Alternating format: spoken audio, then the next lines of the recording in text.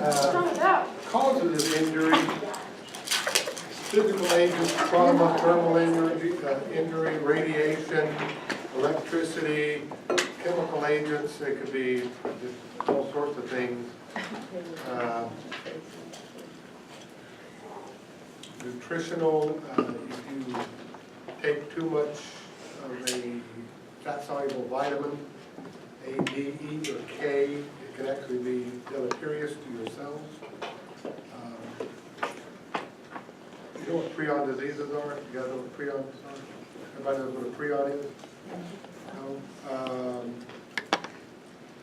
It's a normal protein in your body that if you start expressing it, it becomes pathologic, and it self-replicates out of control, and it winds up causing significant neurologic damage to the brain. The classic is called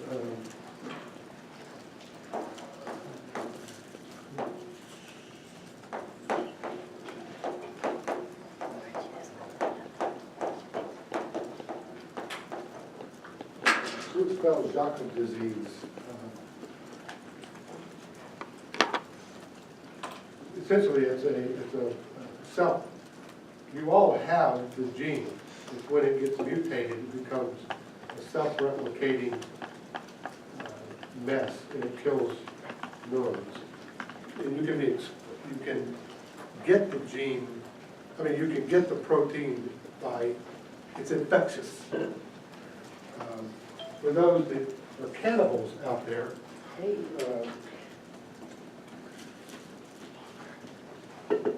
Kuru is the name of the disease that the cannibals of somewhere would eat the infected brains of a person with prion disease, and they themselves would become infected. Do a Google YouTube for Kuru, and you'll see they're. I've been doing research about how they're starting to develop some type of immunity to it as well, though. The Aborigine people. Yeah. I think they slowed down the amount of cannibalism. I don't know, but I think there was work on a vaccine against this. They used to call them slow viruses. They thought they were viruses, but they didn't. They weren't like a cold virus. You caught it, and 10 days later, you came down with symptoms. Here, it takes years. It can take years to develop it.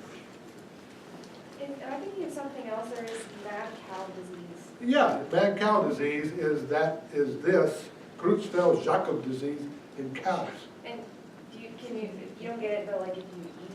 Yes, there have been instances in the UK where people got Creutzfeldt-Jakob disease from eating the beef of an infected cow.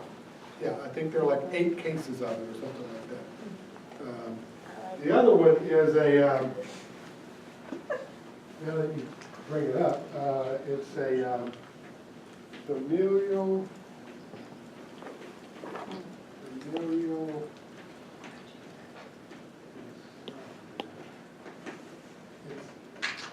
that's not the name of it, it's a familial something insomnia. What it is these people cannot go to sleep. They absolutely cannot go to sleep. It is caused by a prion. It is a type of prion disease, and within a short amount of time, they will die because they will stay up for weeks, and it will kill them. Google it. Are you Googling it? I can't remember the name of it. And it's an inherited thing. It affects people later in life, so they've already passed the disorder along. It is a defect in the prion encoded gene. Just fatal familial. Fatal familial insomnia, right? Yeah. It's really amazing. I don't know how we got off on that. Immunological mechanisms, like your Graves' disease that we saw earlier. There are tons of immunologic diseases you'll learn this year. Inherited disease, inborn errors of metabolism. There are tons of these that can cause cellular injury. And an inborn error of metabolism typically is that of an enzyme defect that you inherit from one or both parents that prevents the cell from functioning normally.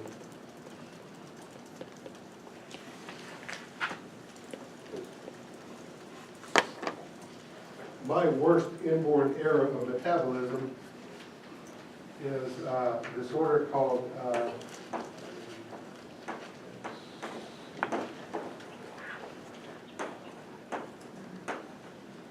Lesch-Nyhan syndrome.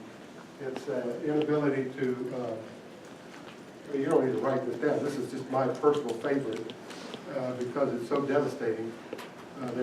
They're unable to process uric acid, so it's like gout. They wind up with neurologic disorders, and they manifest in the first year of life, and it progresses. They can live to adulthood, but the thing it's characterized by is they will self-mutilate. They will eat their lips and their fingers. You know, it's a... And that's your favorite? Huh? That's your favorite? When they eat their lips? Well, in terms of an inborn error of metabolism, you know, where in the metabolic pathways the defect is, and you know what it appears on, you know, so. In case you're ever asked, hey, what's McNeil's favorite inborn error of metabolism? You say Lesch-Nyhan syndrome. You ought to Google it. Why, why do they eat their fingers? It's a neurologic thing. Yeah. They're not mentally normal. Outcomes of cellular injury depend on obvious things here. What type of injury it is, how bad it is, how extensive it is, how prolonged it is, where it is, and so on. And then, as I mentioned before, some tissues do have an ability to regenerate. The liver is one of them, the skin, the GI tract. Despite the amount of alcohol you drink, you can recover your epithelium in your stomach, despite all that vodka. But again, there are certain things that cannot regenerate. Muscle cannot regenerate. Cardiac muscle cannot regenerate. Skeletal muscle and neurons. Characterization is listed here. What is it that happens cellularly with an injury? And here are some of the different things here. We'll go over each of these. We'll sort of go over a combination of this right here and give you examples of it, along with this right here. So these two slides, this one and the previous one, the next examples are those combined. Okay? So these are some of the things that you will experience or see on a slide, histologically, of what happens in cells.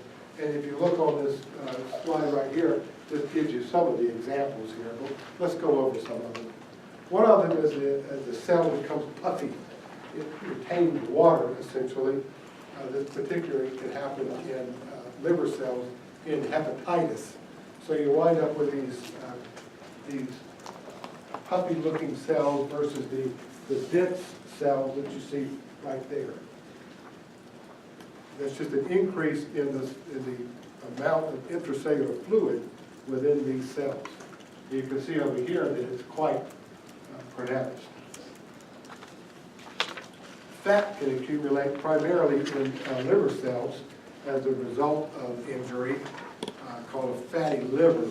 This stain for fat, so you see quite a bit of it intracellularly in the hepatocytes. If you look at the liver itself, that's the difference between a normal liver on the bottom and the fatty liver on the top. I don't think any of the livers over in the cadaver lab were fatty. They all seem to be pretty much the normal size, but you know, through the years I've seen cadavers with just huge, gigantic livers. And this is one of the typical responses to aging, a congenital or inherited pattern, or alcoholism. As you age, typically if you do an ultrasound, get an ultrasound on the liver, they'll come back and report there's some fatty liver, and that's really a normal part of aging. If you drink, you accelerate that. Just to clarify, the cell number is increasing with year or the cell size? It's, well, let me go back. It's the accumulation of fat within the cell, which increases its size.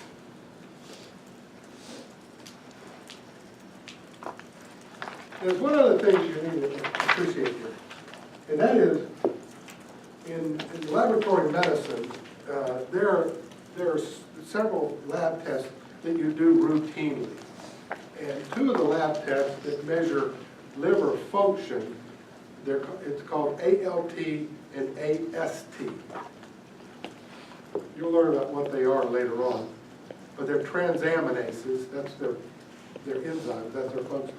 Understand that they are intracellular enzymes. So you normally have your ALT and your AST level is normally around 50. I can't remember the units, milligrams per deciliter, something like that. So 0 to 50 is normal. So you have a little bit of cell turnover in the liver, right? It might produce a little AST and ALT in the blood. If you get a level and it's 800, understand that the reason it's 800 is that you've had an increase in cell lysis. So it's dumped that AST and ALT into the circulation. You've got cell death going on. So in cases of hepatitis, from hepatitis A, B, C, D, or cytomegalovirus, or Epstein-Barr virus, whatever the virus, or HIV, you're monitoring liver enzyme levels as a function of cellular death. In a fatty liver, the cell's not dead. Now you will start getting a rise or a decrease in liver function, but not necessarily AST and ALT. And when I say liver function, understand that the liver does a lot of things like processing bile,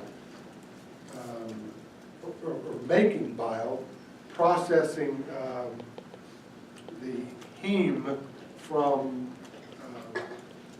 the spleen. It also converts ammonia to uric acid, so that ability might be decreased with a fatty liver. So those are liver functions. Understand? Good, because it's going to come back on you. All right. Here's an increase in the amount of glycogen present within the cell.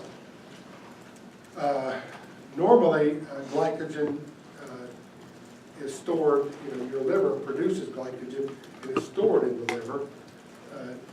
The liver and skeletal muscle stores glycogen as an energy reserve. Your blood sugar goes down, the liver can convert glycogen to glucose, and it's one of the big problems with diabetes. You have too much of that, it's unregulated. But in certain diseases, the glycogen, once it's inside the liver, it can't be processed. These are called collectively glycogen storage diseases, and McArdle's disease is one of the many. I added this slide yesterday.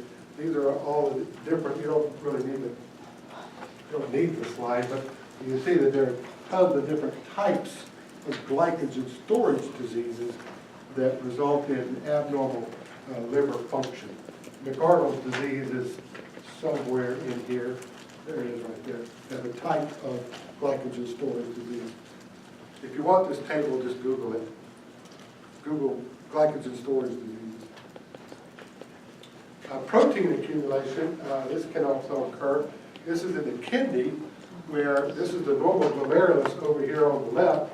On the right, you have a stain for amyloid, which is a protein that becomes within the cells of the glomerulus. Amyloid is it increases as you age, and it's thought to be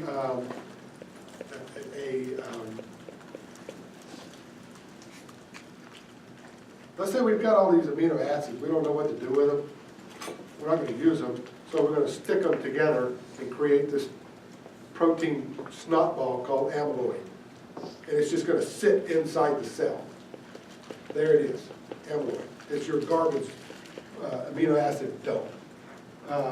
Amyloid is also present in the pancreatic islets of diabetics, and it's proposed as a mechanism for type 2 diabetes. You have so much amyloid there, the insulin can't get out. There's actually a drug that treats the amyloid in treating diabetes. So amyloid is a waste protein sort of, and it can develop in the presence of injury as well. Exogenous pigment accumulation, you live in a big city, that's what your lungs look like. Our cadavers downstairs actually had pretty good looking lungs. You breathe in all those carbon particles, or if you smoke, the tar that's in cigarettes will make your lungs look like that. Coal miners, to look at a lung from somebody with coal miners pneumoconiosis, where that coal dust, and this is long before OSHA started regulating the amount of coal dust you could breathe in.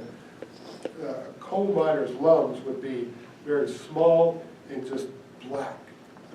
Do a Google image for coal miners' pneumoconiosis. You don't see it much anymore to that extent. Miners still get it, but not to that extent. This is endogenous pigment accumulation. So here, exogenous, because you're breathing in stuff from the outside. Pigments, though, can form in cells in response to various things. Lipofuscin here, or lipofuscin, however you want to say it, is a yellow-brown pigment that's sort of characterized as the aging pigment. The older you get, the more it seems to show up in cells.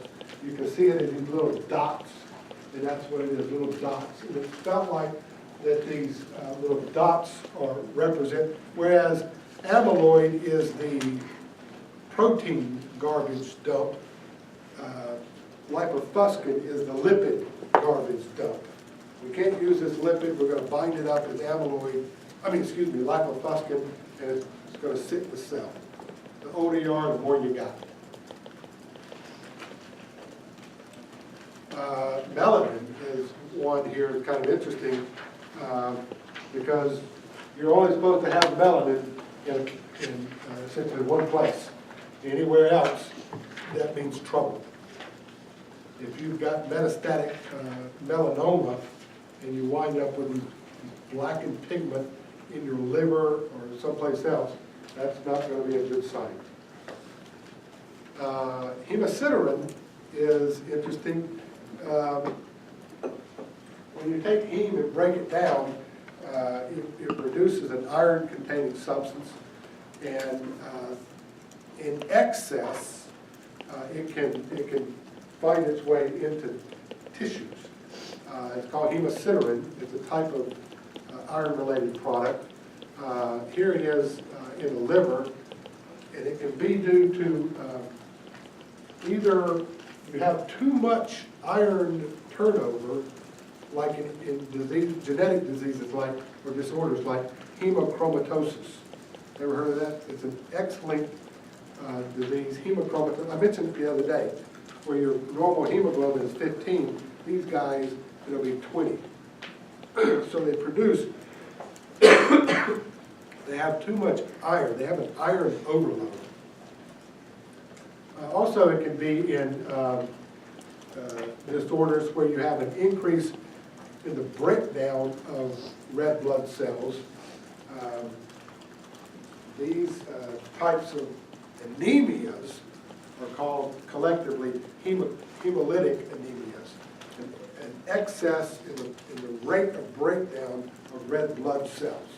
An example of a hemolytic anemia would be sickle cell disease. The normal red blood cell lives 120 days.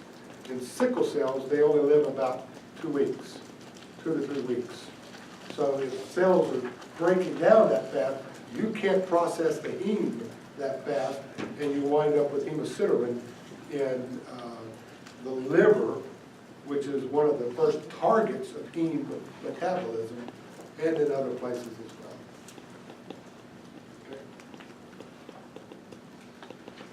Here's iron.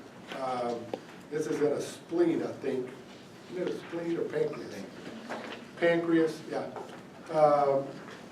Iron overload, again, for the same reasons that you would see hemosiderin. Iron overload, too much iron is very toxic to cells, and if you don't fix it, it usually will lead to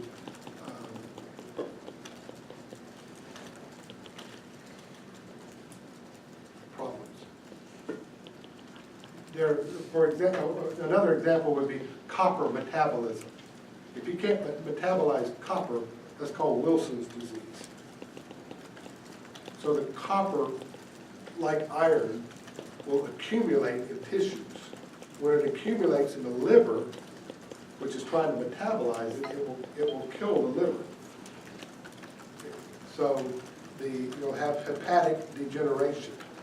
It also kills part of the basal ganglia, which controls movement in the brain.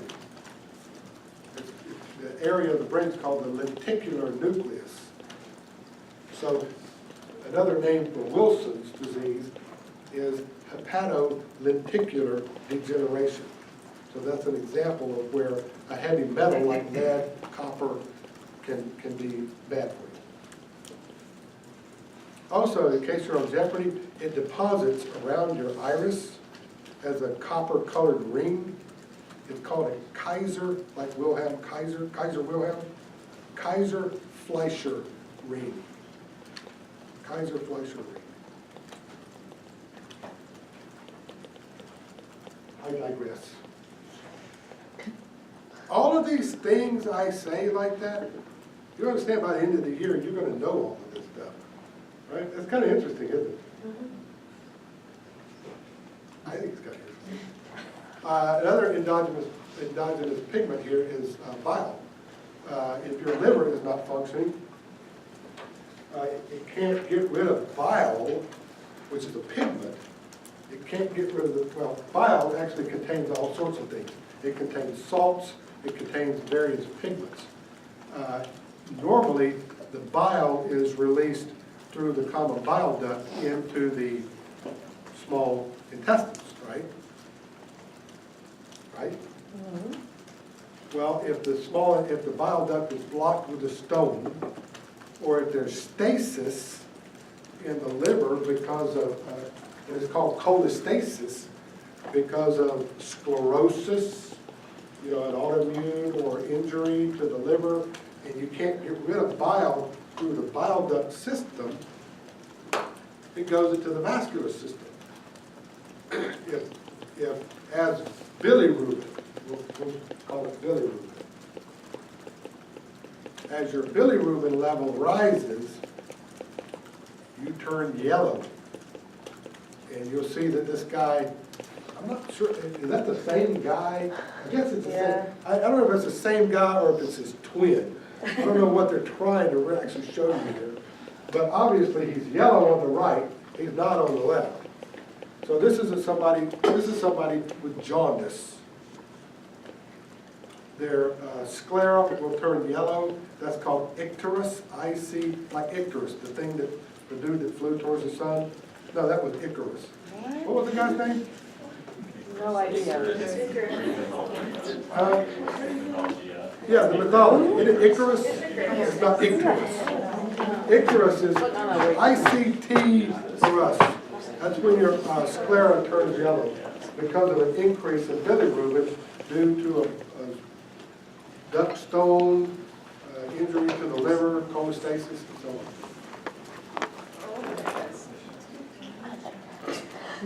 I think that's it. That's it. It's good. Any questions? Nice work today. Nice work today. You didn't talk so fast, I'm All impressed. right, so let me here's something while we're at it. Gosh.